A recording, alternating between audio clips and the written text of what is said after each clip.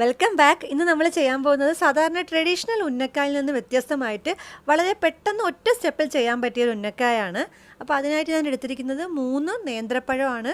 ഇതിപ്പോൾ നമ്മൾ സാധാരണ ഉന്നക്കായ്ക്കൊക്കെ എടുക്കുന്ന പോലെ അധികം പഴുത്ത് പോവാത്തതോ അധികം പച്ചയോ അല്ലാത്ത ഒരു മീഡിയം പഴുപ്പിലുള്ള പഴമാണ് വേണ്ടിയത്. ഇപ്പോൾ നമ്മൾ എടുക്കുമ്പോൾ ശ്രദ്ധിക്കണം, അധികം അങ്ങ് പഴുത്ത് പോവുകയും ചെയ്യരുത്, പച്ചയാവുകയും ചെയ്യരുത്. നമ്മൾ സാധാരണ കഴിക്കാൻ എല്ലാവരും ഇഷ്ടപ്പെടുന്ന ആ പാകത്തിനുള്ളതാണ് എടുക്കേണ്ടത്. ഇതൊന്നും ഒന്ന് പുഴുങ്ങിയെടുക്കണം. ഇപ്പോൾ ഞാൻ പുഴുങ്ങാൻ വെച്ചിട്ടുണ്ട്. ആ സമയത്ത് നമുക്ക് ബാക്കിയുള്ള സാധനങ്ങൾ റെഡിയാക്കാം. ഇതിപ്പം ബ്രെഡ് ക്രംസ് ആണ്.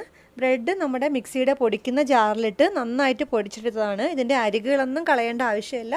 ബ്രെഡ് ചെറുതായിട്ടൊന്ന് മുറിച്ചിട്ടിട്ട് ഒന്ന് പൊടിച്ചെടുത്താൽ മതി. ഇതിപ്പോൾ ഒരു 10 ബ്രെഡ് പൊടിച്ചെടുത്തത് ഉണ്ട്. പിന്നെ 1 കപ്പ് തേങ്ങ വേണം. നമ്മൾ സാധാരണ ഉന്നക്കായ്ക്ക് കുറച്ചുകൂടിയൊക്കെ എടുക്കാറുണ്ട് 3 പഴത്തിന്. ഇതിപ്പോൾ അത്രയൊന്നും വേണ്ട. 1 കപ്പ് തേങ്ങ ചിരകിയത്. ഇപ്പം ഞാൻ ഈ പഴമൊക്കെ നന്നായിട്ട് പുഴുങ്ങി എടുത്ത് വെച്ചിട്ടുണ്ട്. ഇനി നമുക്കിതൊന്നും ചെറിയ പീസുകളായിട്ട് മുറിച്ചു കൊടുക്കാം.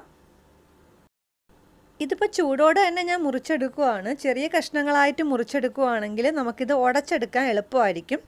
അപ്പോൾ ഇതുപോലെ ചെറുതായിട്ടൊന്ന് മുറിച്ചതിന് ശേഷം നമുക്കിത് ഉടച്ച് എടുക്കാം. നന്നായിട്ട് വെന്ത് വന്ന പഴമാണ്. ഇനി നമുക്കിത് ഉടയ്ക്കാൻ വേണ്ടിയിട്ട് ഒരു വലിയ ബൗളിലേക്ക് മാറ്റാം. അപ്പോൾ ഇനി ഇതിൽ ഞാനൊരു വുഡൻ സ്പൂണ് വെച്ചിട്ട് നന്നായിട്ടൊന്ന് ഉടയ്ക്കുവാണ്. ഇപ്പോൾ ഇത് ഗ്ലാസിൻ്റെ പാത്രമായതുകൊണ്ട് വേറെ സ്പൂണൊന്നും ഇട്ട് ഉടയ്ക്കാൻ പറ്റില്ല, ഇത് ബൗൾ പൊട്ടിപ്പോവും. അതുകൊണ്ടാണ് വുഡൻ സ്പൂൺ എടുത്തത്. അപ്പോൾ നിങ്ങൾ എങ്ങനെയെന്ന് വെച്ചാൽ നന്നായിട്ടൊന്ന് ഉടച്ചെടുക്കണം. മിക്സിയിലിട്ടൊന്നും അടിക്കേണ്ട ആവശ്യമില്ല, വെള്ളമായി പോവും.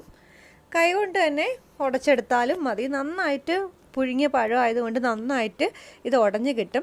അതിൽ കട്ടയൊന്നും ഇല്ലാതെ നല്ല വൃത്തിയായിട്ട് ഉടച്ചെടുക്കണം. അതിൻ്റെ അകത്തുള്ള നാര് ഒന്നും മാറ്റേണ്ട ആവശ്യമില്ല, ഇങ്ങനെ തന്നെ എടുക്കാം. ഇത് സാധാരണ ഉന്നക്കായ ഉണ്ടാക്കുമ്പോൾ കുറച്ചൊന്ന് അങ്ങോട്ടോ ഇങ്ങോട്ടോ മാറിപ്പോയാലും നന്നായിട്ട് ശരിയാക്കി എടുക്കാൻ പറ്റില്ല. പക്ഷേ ഇതിന് അങ്ങനെയുള്ള പ്രോബ്ലം ഒന്നുമില്ല. നന്നായിട്ടൊന്ന് ഉടച്ചെടുത്താൽ മതി. ഇനി ഇതിലേക്ക് നമ്മൾ ചിരകിയെടുത്ത 1 കപ്പ് കോക്കനട്ട് തേങ്ങയും കൂടെ ചേർത്ത് കൊടുക്കാം.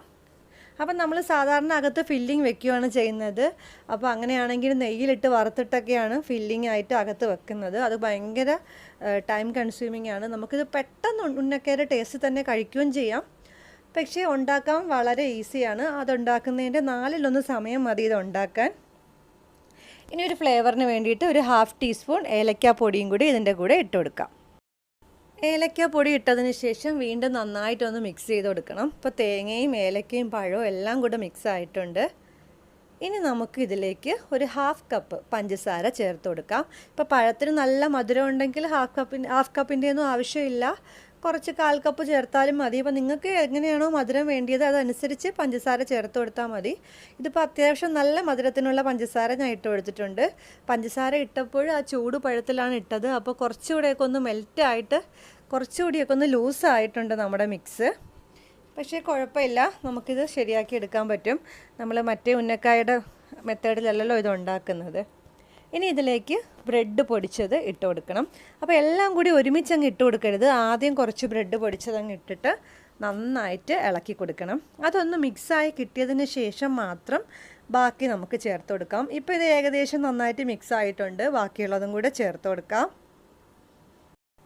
അപ്പോൾ നമ്മൾ രണ്ടാമത് ചേർത്തതും കൂടി ഒന്നുകൂടി ഒന്ന് മിക്സാക്കി ചേർക്കണം. അപ്പോൾ നിങ്ങൾക്ക് ചേർക്കുന്ന സമയത്ത് നിങ്ങൾക്ക് മനസ്സിലാവും എത്ര ബ്രെഡ് പൊടി ഇത് വേണമെന്ന്.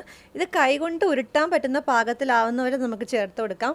ഞാൻ നേരത്തെ പറഞ്ഞ പോലെ 3 നേന്ത്രപ്പഴത്തിന്, അത്യാവശ്യം വലിയ 3 നേന്ത്രപ്പഴത്തിന് ഒരു 10 ബ്രെഡ് സ്ലൈസൊക്കെ മതിയാവും. അപ്പോൾ കൂടുതൽ വേണമെന്നുണ്ടെങ്കിൽ, കുറച്ച് കട്ടിയായി കിട്ടുന്നില്ലുണ്ടെങ്കിൽ വേണമെങ്കിൽ വീണ്ടും ബ്രെഡ് പൊടിച്ചത് ചേർത്ത് കൊടുക്കാവുന്നതാണ്. അപ്പോൾ നമുക്ക് 3 പഴം കൊണ്ട് തന്നെ ഒരു 10-25 ഉന്നക്കായ ഉണ്ടാക്കിയെടുക്കാൻ പറ്റും. ഇതിനകത്ത് നമ്മൾ ബ്രെഡ് പൊടിയും കൂടെ ചേർക്കുന്നത് കൊണ്ട്. ഇനി ചപ്പാത്തിക്ക് മാവ് കുഴയ്ക്കുന്ന പോലെ നന്നായിട്ട് ഇതങ്ങ് ഒരുമിച്ചങ്ങ് കുഴയ്ക്കണം. സാധാരണ നമ്മൾ കയ്യിൽ വെച്ച് പരത്തി അതിൻ്റെ അകത്ത് ഫില്ലിങ് വെച്ച് വീണ്ടും റോൾ ചെയ്ത് അങ്ങനെയൊക്കെ വളരെ സൂക്ഷിച്ചാണ് ചെയ്യാറുള്ളത്. ഇതിനിപ്പോൾ ആ ബുദ്ധിമുട്ടൊന്നുമില്ല. എല്ലാം കൂടി ഒരുമിച്ചിട്ടങ്ങ് കുഴച്ച് പെട്ടെന്നൊരു 10 മിനിറ്റിനുള്ളിൽ ഉന്നക്കായ ഉണ്ടാക്കി കഴിക്കുകയും ചെയ്യാം. അതേ ടേസ്റ്റുമാണ്. അപ്പോൾ ഇതിപ്പോൾ നന്നായിട്ട് മിക്സ് ചെയ്ത് ചപ്പാത്തിക്ക് മാവ് കുഴച്ച് പരുവത്തിലാക്കി വെച്ചിട്ടുണ്ട്. ഇനി കയ്യിൽ നെയ്യ് തടവണം. അപ്പോൾ നമ്മൾ ഇതുവരെ നെയ്യൊന്നും ചേർത്തിട്ടില്ല. അതുകൊണ്ട് കയ്യിൽ നമുക്ക് ഉരുട്ടുന്നതിന് മുമ്പ് നെയ്യ് തടവി കൊടുക്കാം.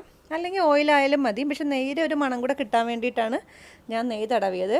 എന്നിട്ട് ഇനി ഉന്നക്കായ്ക്ക് നമ്മൾ എടുക്കുന്ന ഷേപ്പ് പോലെ ഇതുപോലെ കൈ വെച്ച് നന്നായിട്ടൊന്ന് റോൾ ചെയ്തെടുക്കണം. ഇപ്പോൾ ഈ ഷേപ്പ് തന്നെ വേണമെന്നില്ല, പക്ഷേ ഉന്നക്കായ പോലത്തെ ഒരു പലഹാരമായതുകൊണ്ട് ആ ഷേപ്പിൽ തന്നെ നമുക്ക് ചെയ്തെടുക്കാം. നല്ല എളുപ്പത്തിൽ ഷേപ്പ് ചെയ്തെടുക്കാനും പറ്റും, നമ്മൾ ബ്രെഡ് ചേർത്തതുകൊണ്ട്. അങ്ങനെ ഇതുപോലെ ഓരോന്നായിട്ട് എല്ലാം ഷേപ്പ് ചെയ്തെടുക്കണം. ഇതിപ്പോൾ ഞാൻ എല്ലാം ഷേപ്പ് ചെയ്തെടുത്തിട്ടുണ്ട്. എല്ലാം നല്ല ഷേപ്പിൽ വളരെ ഈസി ആയിട്ട് ചെയ്യാൻ പറ്റിയിട്ടുണ്ട്. നമുക്കിത് ഫ്രൈ ചെയ്തെടുക്കാം. ഫ്രൈ ചെയ്യാൻ വേണ്ടിയിട്ട് ഞാനിപ്പോൾ ഒരു പാൻ വെച്ചിട്ടുണ്ട്. പാൻ ചൂടാവുമ്പോൾ നമുക്കിതിലേക്ക് ആവശ്യമുള്ള ഓയിൽ ഒഴിച്ചു കൊടുക്കാം. കുറച്ച് ഉന്നക്കായ മുങ്ങി നിൽക്കാൻ പാകത്തിനുള്ള ഓയിൽ ഒഴിച്ചു കൊടുക്കാം. അപ്പോൾ അങ്ങനെ ആകുമ്പോൾ എല്ലാം പെട്ടെന്ന് വെന്ത് കിട്ടും. ഇനി ഈ ഓയിലൊന്ന് ചൂടായി വരണം. ഓയിലും കൂടെ ചൂടായതിന് ശേഷം നമുക്ക് ഓരോ ഉന്നക്കയായിട്ട് ഇട്ടെടുക്കാം. ഇതിപ്പോൾ പരന്ന പാത്രം ആയതുകൊണ്ട് നമുക്ക് കുറച്ച് കൂടുതൽ ഉന്നക്കായ ഒരുമിച്ച് ഫ്രൈ ചെയ്തെടുക്കാൻ പറ്റും. അപ്പം നിങ്ങൾ ഇത് ഫ്രൈ ചെയ്യാൻ വെക്കുന്ന സമയത്ത് ഓയിൽ ചൂടാവുന്നവരെ ഫ്ലെയിം കൂട്ടി ഇട്ടിട്ട് ഓയിൽ ചൂടായി കഴിഞ്ഞാൽ പിന്നെ മീഡിയം ഫ്ലെയിമിലാക്കി വെക്കണം. അല്ലെങ്കിൽ അതിൻ്റെ പുറം മാത്രം ഒരുമാതിരി കളർ ചേഞ്ചായിട്ട് കരിഞ്ഞു പോവും. അപ്പോൾ അതുകൊണ്ട് നോർമൽ ഫ്ലെയിമിലാക്കി വെച്ചാൽ മതി ബാക്കി. അപ്പോൾ നമുക്ക് ഇടയ്ക്കിടയ്ക്ക് ഇതൊന്ന് ഉരുണ്ട സാധനമായതുകൊണ്ട് ഇടയ്ക്കിടയ്ക്ക് ഒന്ന് തിരിച്ചിട്ട് കൊടുക്കണം, എല്ലാ സൈഡും വേകാൻ വേണ്ടിയിട്ട്. നമുക്ക് ചെറിയൊരു സ്പൂൺ വെച്ച് പൊടിഞ്ഞു പോവാതെ എല്ലാം സൈഡും ഒരുപോലെ വേവിച്ചെടുക്കുക. അപ്പോൾ അതിനായിട്ട് ഞാനൊന്ന് തിരിച്ചിട്ട് കൊടുക്കുവാണ്. ഇപ്പോൾ നമ്മുടെ ഉന്നക്കായ വെന്ത് റെഡിയായി വന്നിട്ടുണ്ട്. അപ്പോൾ എല്ലാവരും ഇത് ട്രൈ ചെയ്ത് നോക്കണം. റെസിപ്പി ഇഷ്ടപ്പെട്ടെങ്കിൽ ലുബീസ് കിച്ചൺ സബ്സ്ക്രൈബ് ചെയ്യണം. കൂടാതെ നിങ്ങളുടെ അഭിപ്രായങ്ങൾ കമൻറ്റായിട്ട് അറിയിക്കുകയും വേണം. താങ്ക്